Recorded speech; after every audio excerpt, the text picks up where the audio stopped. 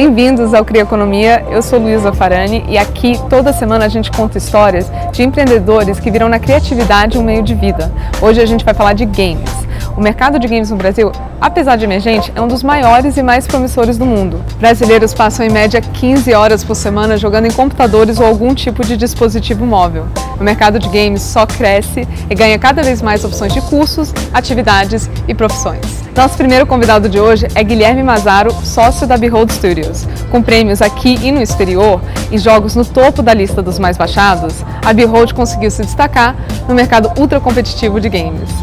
Guilherme, muito obrigada por estar aqui hoje com a gente. Você entrou mais ou menos em que época da Behold? Ainda era muito startup ou já estava um pouco mais desenvolvida? Como é que foi?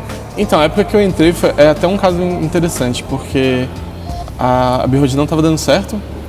Então, eles estavam com um projeto muito grande e estavam com dificuldade de finalizar. Foi uma época que estava todo mundo desanimado, só que é uma época que eu estava entrando em jogos e também tinha um outro sócio meu que estava querendo participar também. Então foi meio que um ânimo novo assim para a equipe toda, sabe? E a gente estava fazendo um jogo de corte de cabelo no celular. Legal. Foi meu primeiro jogo oficial, assim. E nisso o pessoal se empolgou. Uma galera não pôde se manter por causa de salário e tudo mais, daí a equipe se enxugou toda. Aí juntamos 5 pessoas, entre as pessoas originais eram o Saulo e o Hugo. E o Léo, que hoje em dia está com a gente, daí eu e o Beto entramos também. E daí nisso o pessoal que já era da Behold estava querendo, estava desanimado e tal, e a gente não pode acabar com isso, a gente acabou de entrar. Tem que animar, cara. Não, galera, mexer com jogos é muito massa, vamos continuar. Daí a gente conseguiu e tal, e a gente refez a sociedade da Behold com a galera na época, que na verdade o Léo não estava na época, mas quem estava era o Ronaldo. Entendi. Ronaldo. E Guilherme, como é que funciona um estúdio de desenvolvimento de games? Desde o começo a Behold foi muito... Todo mundo tem muita palavra dentro, todo mundo colabora com, vamos dizer, questão desde o começo assim, do projeto, da concepção dele. Todo mundo colabora muito, todo mundo discute bastante sobre as ideias. Apesar das pessoas terem suas afinidades, seus funções, talentos, funções e trabalho designado, todo mundo colabora como um todo, né? Então, por exemplo, temos equipe de artistas, temos game designers, temos sound designers, temos programadores, temos produtores. Então, no começo, tá todo mundo ali trabalhando junto e criando as ideias e tudo mais. Aí depois começa a se separar um pouco, a arte começa a fazer conceito, o pessoal do game design com os programadores começa a montar o protótipo do jogo. Aí depois começa a conversar sobre, vai moldando e vai crescendo, sabe? Estou falando de forma bem genérica. E vocês têm um jogo que é o Knights of the Pen and Paper, que é um caso de sucesso. Inclusive, isso se traduz como Cavaleiros da Caneta e Papel e está disponível no App Store para baixar. Esse também está em todos os lugares. Todos os lugares, pode baixar. Lugares. E ele foi nomeado, deixa eu ver aqui, ao Independent Games Festival de São Francisco e chegou ao primeiro lugar dos mais baixados do Google Play. Me conta um pouco, como é que é o jogo? Então, o Knights of the Pen and Paper é um jogo de RPG. É um RPG digital que faz uma brincadeira com RPG de mesa. RPG de mesa, muita gente conhece você faz a ficha do seu personagem, você pega os dados, vai rolar os dados baseados nas habilidades. 100 lados, aquela coisa. Existem 100 lados, 20 lados, de diversos lados. Então, o pessoal vai fazendo, de grosso modo falando, ele tem as habilidades, então vai fazendo os testes, geralmente tem narrativa envolvida e tal, tem a história, muito de imaginação. Então, a gente pegou essa concepção do RPG mesmo, de jogar RPG com os amigos da mesa, e a gente tentou levar ele pro digital. Então, na verdade, no digital, você controla, quando você joga, você cria os seus amigos, e na verdade, seus amigos estão fingindo ser personagens dentro do jogo, enquanto uma outra pessoa também, que no caso você, está contando a história para esses amigos. Enfim, aí fica essa coisa toda. Seria uma tradução bem fiel, assim, do RPG de mesa, né? Aquela coisa, tem aquela coisa que tá... Me corrija se eu estiver errado. Não. Você tem a mesa, onde você tem o mestre, né? Que lidera o enredo, de certa forma, e aí você tem as ações individuais de cada jogador, né? Mais ou menos isso? Existem RPGs que não necessariamente precisam de um mestre. Ah, é? Que é de uma forma colaborativa, todo mundo vai, e às vezes um assume um papel, o outro assume outro papel.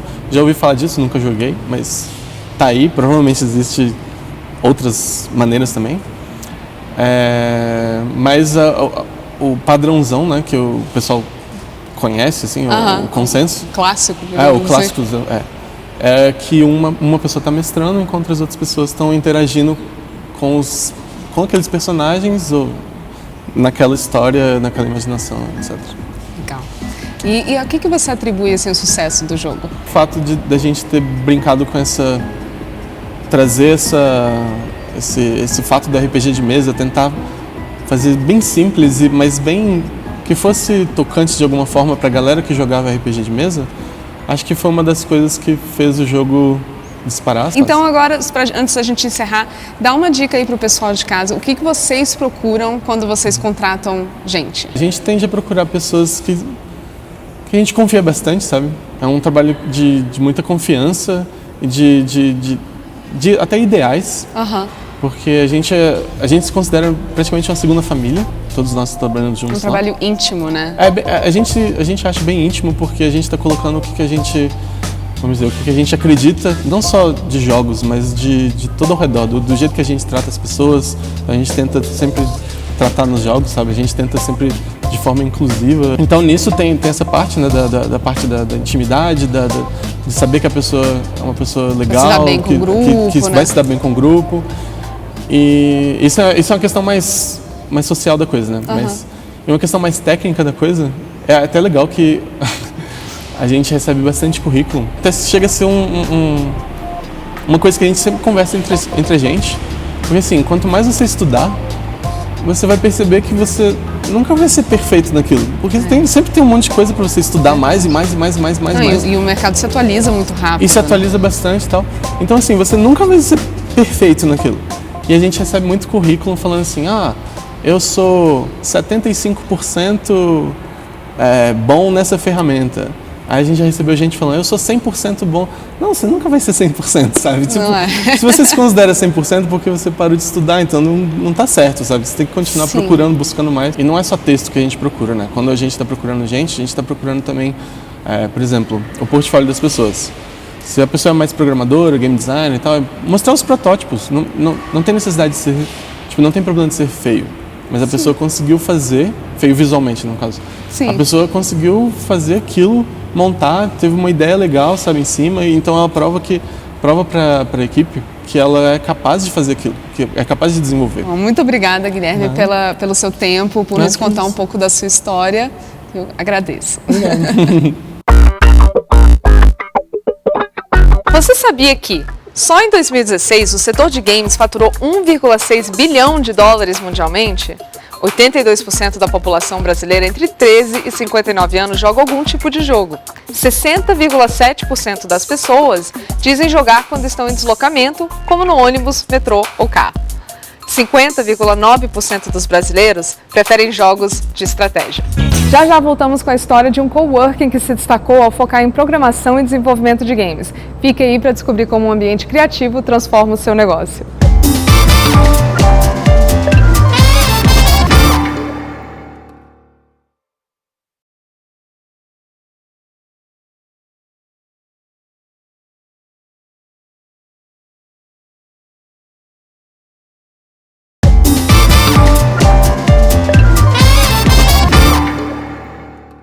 Estamos de volta com o Cria Economia e hoje a gente está explorando um dos mercados mais promissores do Brasil, os games.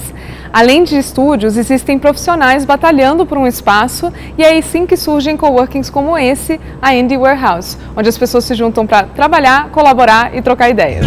Marcos, muito obrigada por estar aqui no Cria Economia com a gente hoje. Eu que agradeço. Eu sou muito fã do seu trabalho, acho que vocês souberam fazer um coworking super diferente e eu queria justamente que você contasse um pouco dessa história pra gente.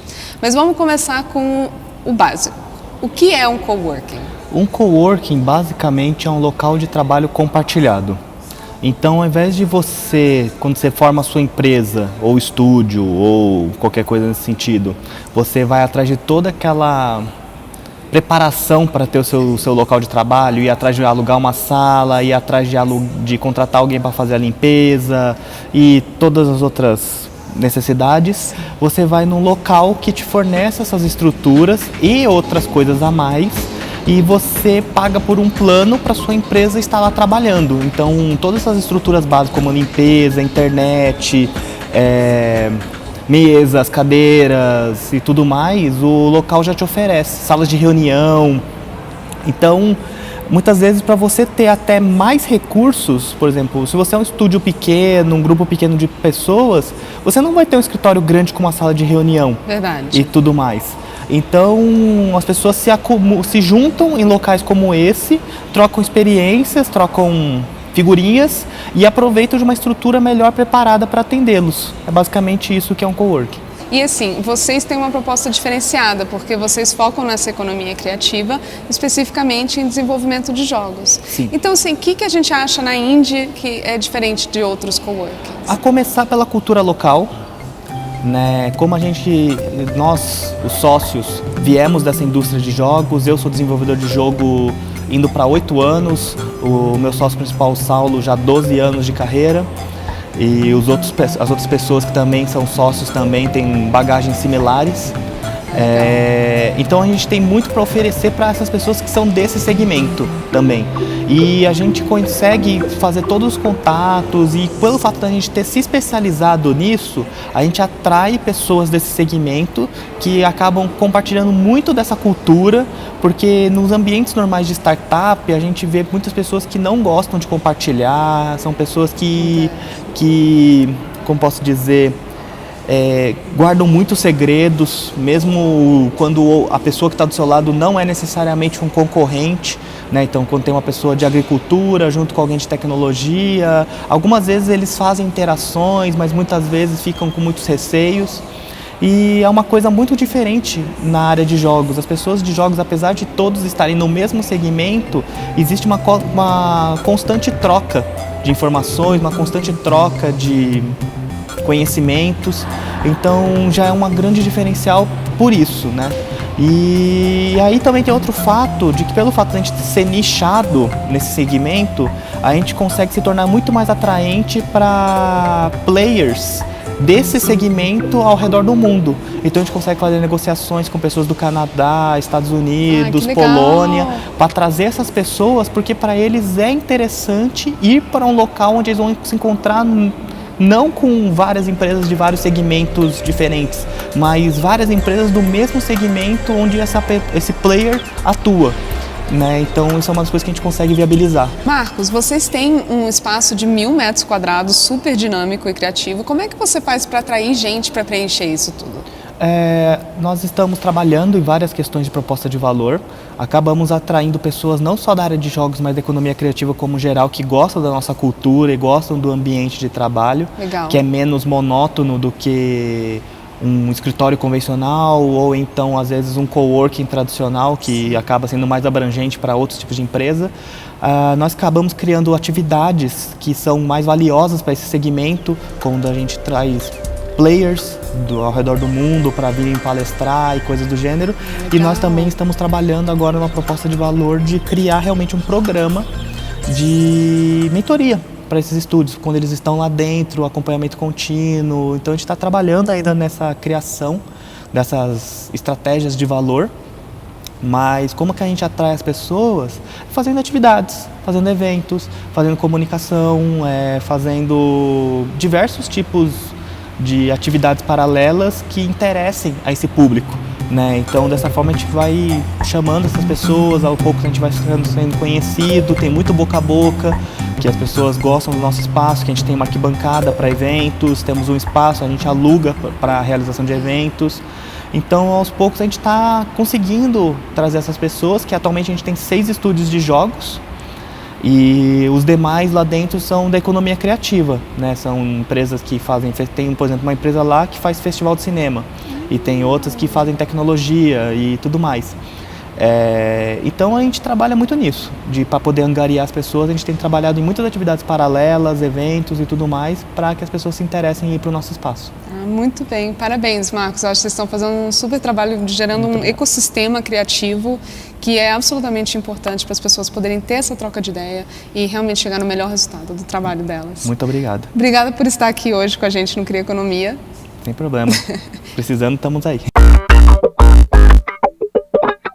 Você sabia que São 810 espaços de coworking conhecidos pelo país em 2017, isso é 114% a mais do que em 2016. No Brasil, 52% dos coworkings estão em capitais.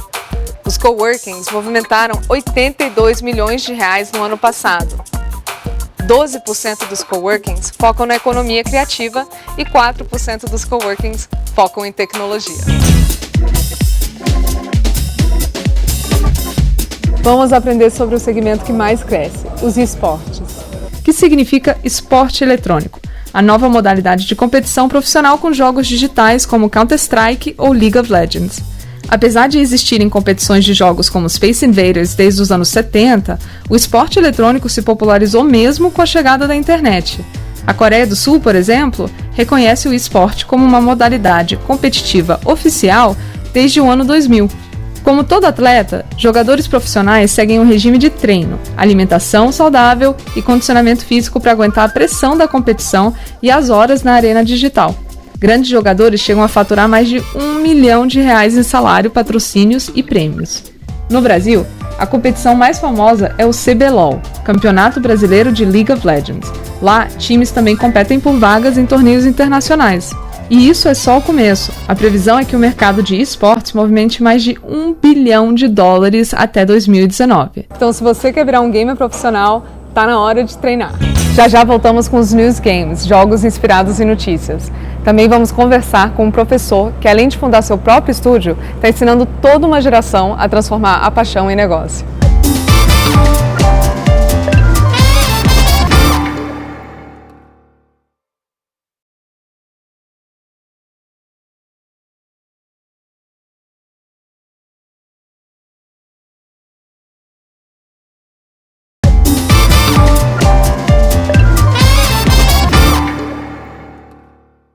Agora o papo é com Alex Leal. Ele é ilustrador, designer gráfico, modelador 3D e professor. Fundou a Lizard Games e desde então tem sido uma das pessoas mais vocais sobre a indústria de games no Brasil. Muito obrigada por estar aqui com a gente hoje. E eu queria muito conversar com você porque você é um profissional de games muito bem formado. Você tem um histórico muito grande de trabalho antes de ingressar no desenvolvimento de jogos. Você já fez ilustração, você trabalha com 3D, você dá aula de desenvolvimento, você está na rádio falando sobre isso. Então você é um cara muito assim, bem preparado para fazer o que você faz. Quando é que você decidiu que você estava pronto realmente para abrir a Lizard Games e criar uma empresa de criação própria? Pois é, Luísa. Bom, obrigado pelo convite, é muito bom estar aqui contigo. Aconteceu meio que natural, né? Como eu comecei a minha carreira como cartunista e depois ilustrador, diretor de arte, comecei a trabalhar com animação e aí, de repente, eu me vi desenvolvendo jogos de videogame. Foi uma coisa que aconteceu meio que naturalmente mesmo. E acabei me apaixonando pelo desenvolvimento porque o poder de interação que o videogame tem, na realidade, o videogame é o ápice de todas as outras coisas que eu fazia, né? Da comunicação, do roteiro, do desenho, da animação. Então, quando tu chega no videogame, tu chega no ápice, porque tu entra na interação, né? Que é o grande diferencial do videogame. Né? E eu sei que a Lizard Games ela ficou bastante conhecida também por trabalhar com news games, que é um conceito diferente, que é quando um jogo se inspira no noticiário ou em eventos reais, para daí desenvolver um jogo com uma temática específica. Como é que vocês começaram a trabalhar com isso? Pois é, eu comecei a trabalhar com news games em 2010.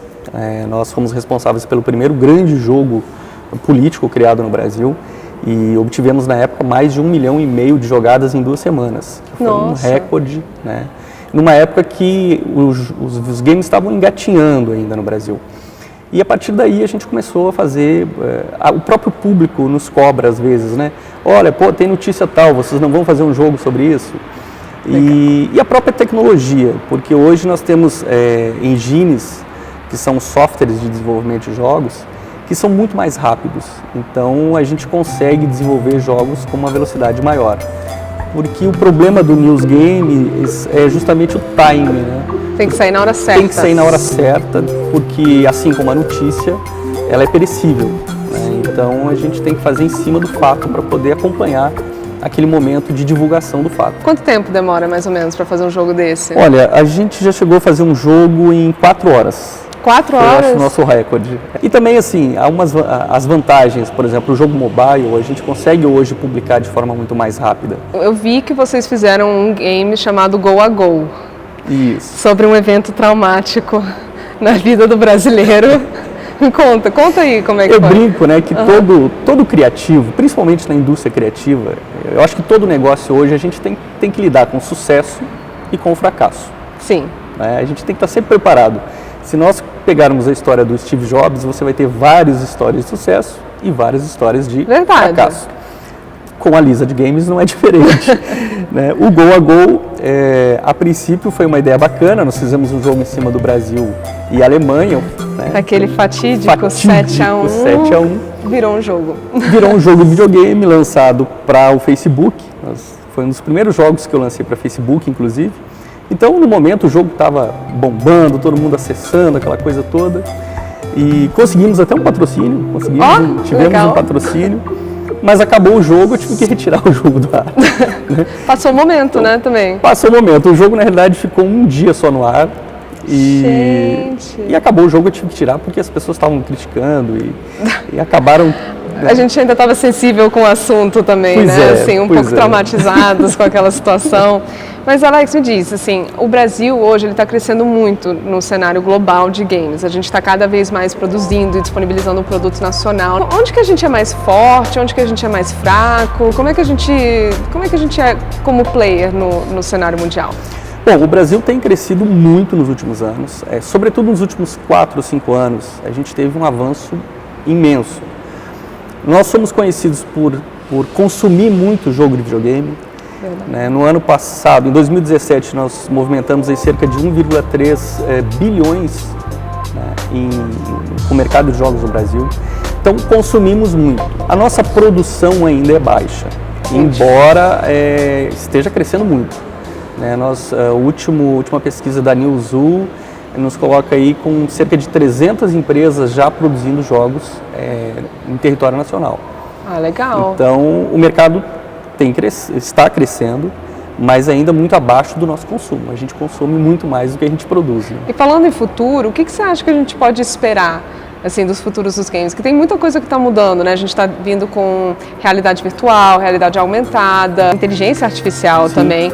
Isso tudo deve ter uma função ali dentro. O que a gente pode esperar? Eu acho que a nossa grande visão de futuro, uma é a profissionalização do mercado de jogos. Certíssimo. Porque hoje, quando você fala, por exemplo, eu sou professor de jogos, aí a pessoa olha para você e fala, mas existe isso? Né? Eu tenho até um aluno que brinca, o jogo de videogame não dá em árvore ainda. Né? Existem pessoas que fazem. A nossa área ainda é uma área que as pessoas não conhecem. Né? As pessoas jogam. Nós estamos numa fase de transição de tecnologia. Né? Algumas pessoas só lembram do Atari ainda. Sim. Né? Não acompanharam a evolução. Então, assim, a profissionalização do mercado é o que a gente vê para o futuro. Um crescimento muito grande em investimento para a área de jogos. Porque jogos hoje, nós temos os jogos educativos, jogos corporativos, os e-sports. Eu acredito assim que o nosso mercado nacional, o próprio governo federal começou agora a fazer uma pesquisa ampla sobre videogames, então deve ter verba pública para fomentar jogos no Brasil. Então a tendência é que realmente o mercado cresça bastante nos próximos anos. Essa é a nossa expectativa. E o meu desejo, porque quanto mais vocês trabalham, mais a gente se diverte. É verdade. Tem um pouco isso. E tem os jogos sérios também, os sérios games, quer dizer, nós temos aí trabalhos, por exemplo, focado para jogos para terceira idade, jogos para reabilitação em casos de acidente. Memória, Alzheimer, essas coisas assim ajuda, né? O jogo pode ter uma utilidade de saúde também, né? Sim. Alex, muito obrigada por estar aqui com a gente hoje. Acho que a gente teve uma aula de gaming aqui com você. Você sabia que as 3 plataformas de jogos mais usadas no Brasil são o celular, com 84%, o console, com 46% e o computador, com 45%. O público feminino cresceu nos games passando de 41% em 2013 para 53,6% em 2017, ultrapassando o público masculino pela primeira vez. 57,8% dos jogadores brasileiros preferem jogos com muitas fases. 71% dos gamers usam o celular para jogar em casa. Um analista de games ganha, em média, um salário inicial médio de R$ 1.200. Hoje a dica é para você que está aí sentadinho, louco para entrar no mundo dos games. A Senac tem uma série de cursos espalhados pelo Brasil que podem te ajudar a começar como desenvolvedor de jogos. Em São Paulo, tem uma graduação de 2 anos e meio em jogos digitais. Mas existem opções de cursos livres e técnicos como designer de games no Rio de Janeiro e desenvolvedor de jogos eletrônicos no Rio Grande do Sul. Vamos parar de sonhar e vamos concretizar esse sonho. Entre no site do Senac e veja as opções de curso na sua cidade. Então é isso, essa semana a gente aprendeu como uma iniciativa de faculdade virou um estúdio premiado, descobrimos o sucesso dos coworkings no Brasil, falamos de news games e do futuro dos jogos digitais. Semana que vem tem mais, até o próximo Cria Economia.